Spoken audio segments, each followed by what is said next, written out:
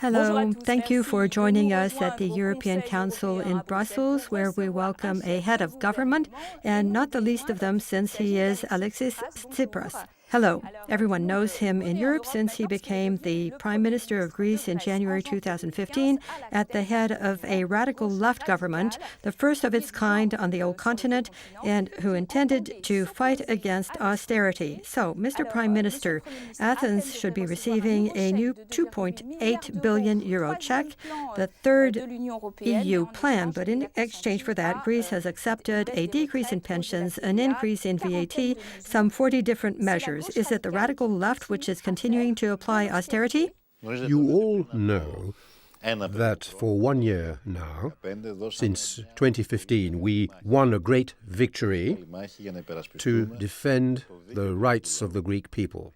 At the same time, to put Europe in front of its responsibilities and to change the direction in which it is going. The solution to the problem is not austerity, but the development agenda.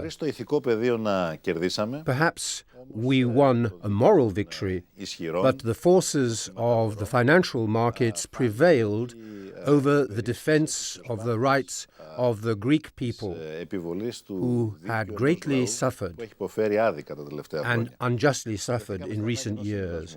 We managed to achieve a compromise. Opposite us, we had an extreme plan, that of the Minister of Finance of Germany, who wanted to punish people who wished to leave the Eurozone and to have less austerity than before. But at the same time, austerity. We applied this policy without any other alternatives, and we managed to achieve all our objectives. But at the same time, we required our partners to comply with their obligations. Well, precisely. Since the beginning of those measures, which you have accepted, you have asked for a reduction of the Greek debt, which is at 178% of your GDP, and for the time being, you have not really received any guarantees, and in particular, not from the number one contributor, which is Germany. Usually, for 6 years now, our partners, and especially the representatives of the German finance minister, say that Greece must comply with its obligations. And for the first time, we are saying that the other European partners, including Germany, must also comply with their obligations. The agreements must be respected. As I have said before, after the end of the first assessment, it is the time when, after the first assessment, we took significant measures for the debt to give markets and investors a signal that Greece has ended the crisis, has left the crisis. Europe is in a period of uncertainty. Greece is in the middle of several parallel crises. On the one hand, the debt and the migration crisis. We are the last bulwark of stability and security for an unstable region. Look at what's happening in Turkey, Syria, and Libya. We must all realize that Greece cannot take the risk of new crisis hotspots. We must realize, all of us, that we have an agreement and we must give good prospects for a takeoff. We have high growth rates, but the signals to investors are positive in order to have the direct foreign investments in our country to sustain the pace of our growth and also to have equitable redistribution of wealth. So precisely, your popularity has consequently decreased in the polls, and one is even seeing the right picking up in the polls. Many consider that you have betrayed your radical left ideals. What do you say to that? In recent years, we have always lost the polls, the opinion polls, but we have won the elections in 2015 and in the 2015 referendum and in September 2015. We prefer to win the elections and lose the opinion polls.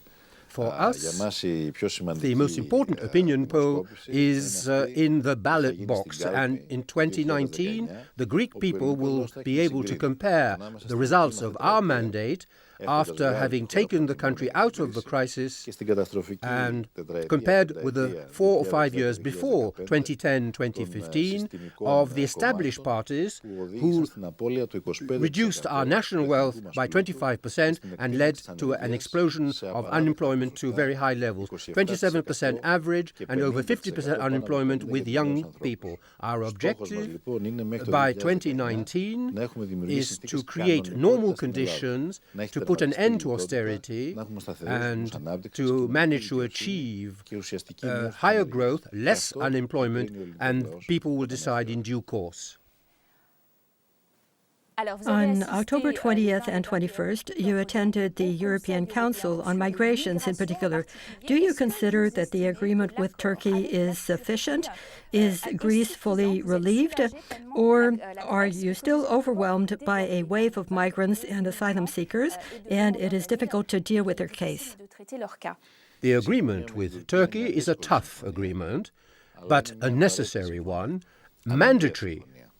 First of all, the effectiveness of the measures can be measured on several levels. First of all, the reduction in the number of deaths in the Aegean Sea. We want to bring that to zero, and this agreement has already been effective. And next, we must accept the rules of international laws. We must respect international law. You must understand that it's not always very easy, but Greece today has managed, as a country which has been under great pressure, and I think we have been resilient, we have been up to it. Greece today is doing everything we can. The people are continuing to do everything to achieve stability in Europe, and we have seen this both in terms of the crisis, the sacrifices of the Greek people, and the Eurozone has not been destroyed. No country has left the Eurozone after the other, and Greece has shown the values of solidarity, and we can see that Greece is a country that has limited the uncontrollable flows of migrants and of traffickers in Europe. But Europe must take its responsibilities. Europe must accelerate the procedures for relocating migrants, and in this way we will stop the illegal flows of migrants, and they will be replaced by redistribution and relocation to Central Europe.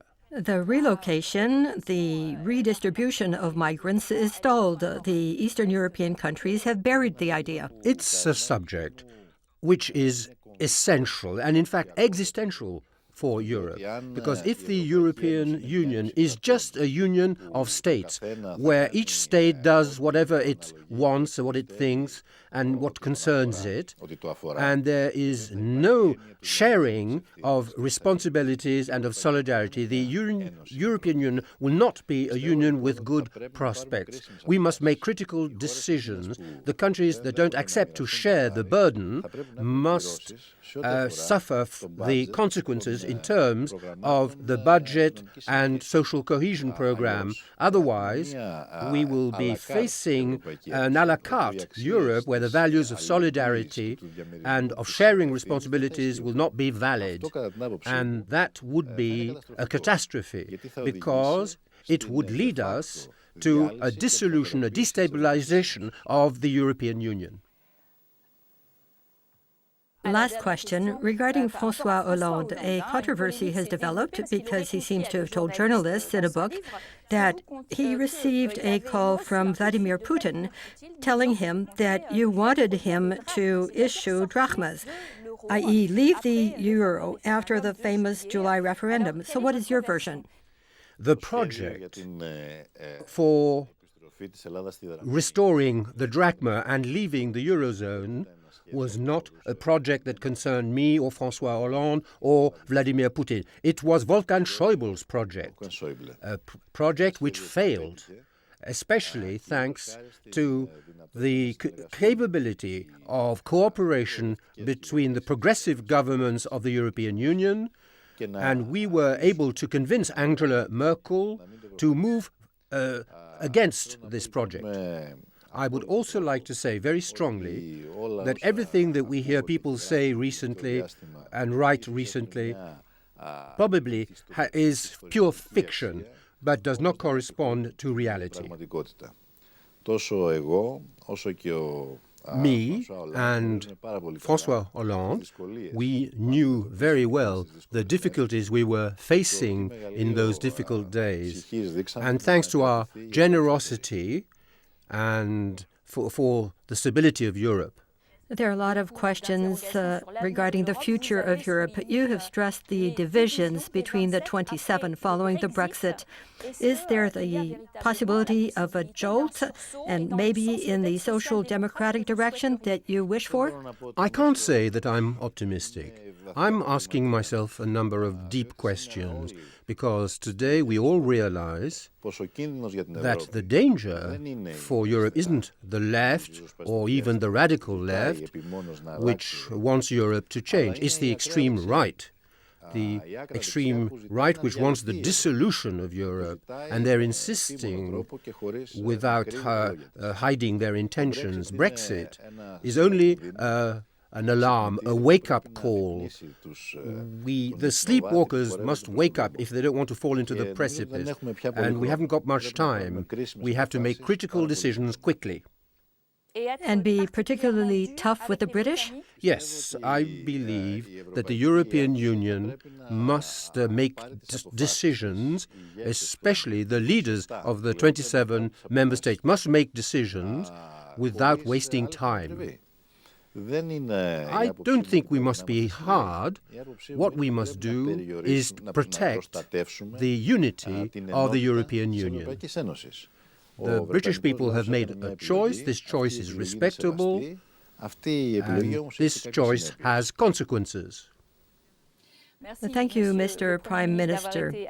Thank you for watching us on France 24. Stay tuned for more news.